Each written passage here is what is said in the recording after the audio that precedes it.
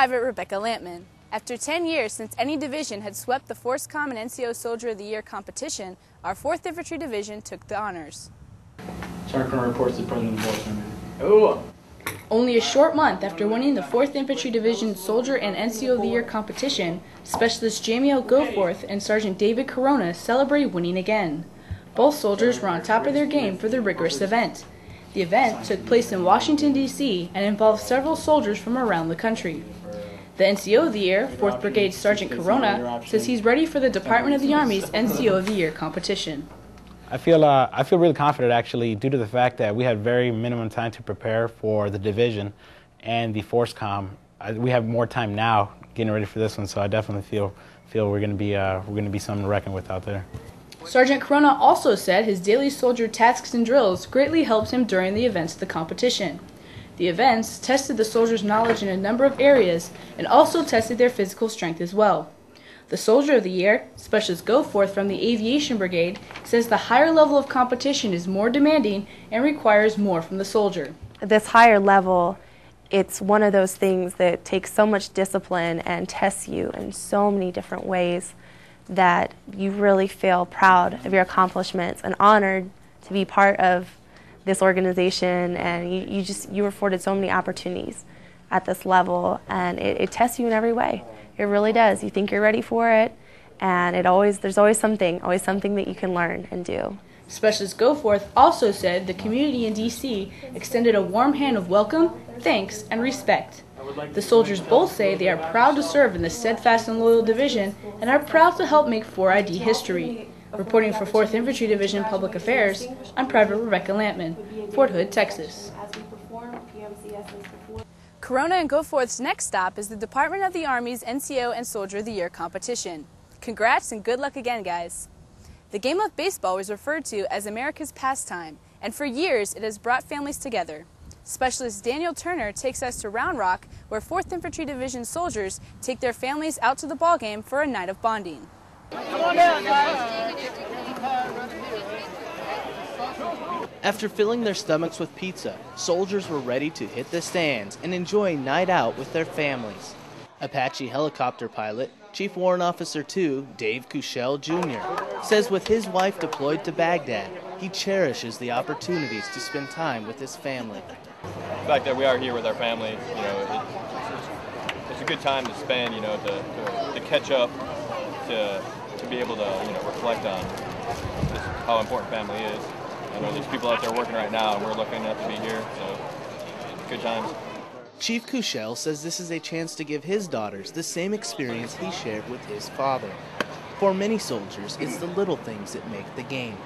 Communications specialist Michael Ruiz says this is a chance to bond with his boys. I have actually 3 boys, and they're into baseball, so it's something for us to do to bond together and have a good time. Maybe eat a pretzel, spill some cheese on our shirt or something, just have a good time basically. Specialist Ruiz looks forward to the many opportunities the Ironhorse community offers to his family. Reporting for the 4th Infantry Division Public Affairs, I'm Specialist Daniel Turner, Fort Hood, Texas. Chief Warrant Officer Kushel and Specialist Ruiz are from the Combat Aviation Brigade. The decision to re-enlist is an important part of a soldier's career. Here's a look at a very special re-enlistment. All right, raise your right hand. Some re-enlistment ceremonies can be memorable and some can be heartfelt, but for one couple, it was a family affair. Sergeant Christopher Zimmerman and his wife Andrea Zimmerman of 4th Brigade Combat Team re-enlisted together at the Operation Iraqi Freedom Memorial outside the 4th Infantry Division headquarters. Andrea Zimmerman says the couple wanted to do something more for their country, which is why they initially joined the Army. This is a first-time re-enlistment for both Andrea and her husband. It was a personal decision because he had actually been out of the military. 9/11 happened, and then we were wanting to do something for our country besides stand in line and give blood. The couple also says they're happy with their decision to stay in the Army and are looking forward to a 3rd deployment to Iraq. The Zimmermans didn't receive a cash bonus for re-enlisting, but the payments are on the rise for the soldiers scheduled to ETS between now and September 08. 4th Brigade Senior Career Counselor, Master Sergeant Keith Green, says soldiers not only re-enlist for cash bonuses, they're also looking for stability and benefits. but they like the benefits that the Army has to offer, i.e. Medical, dental, shelters for their spouses.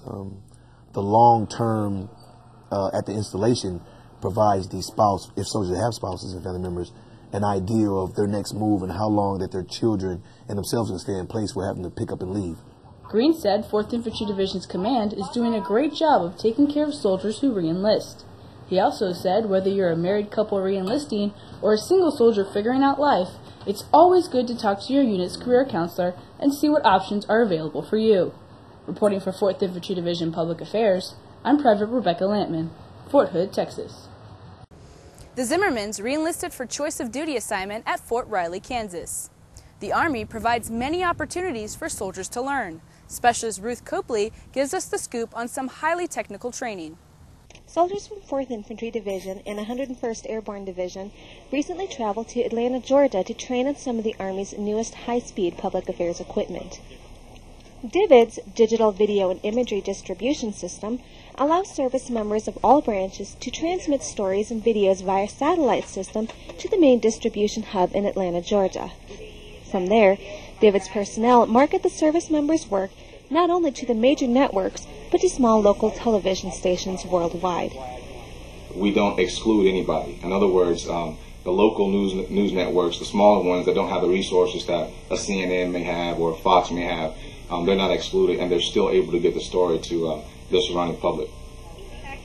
While local networks are benefiting from service members' stories, they are not the only ones. I would say the biggest benefit is it allows them to stay in touch with family members, loved ones in the rear, from their personal point of view. Service members can also use the DVID system as a way to create their portfolios. Many service members say DVIDs is a nice way to reflect on their past work and see their own accomplishments on the web. Reporting for 4th Infantry Division, 2nd Brigade Public Affairs, I'm Specialist Ruth Copley, Fort Carson, Colorado. Soldiers also use the DVID system while deployed to Iraq to send their stories back to the States. Well, that's all for this week. From all of us at the 4th Infantry Division, thanks for watching, and be sure to tune in next week for another segment of the Ironhorse Report. I'm Private Rebecca Lampman.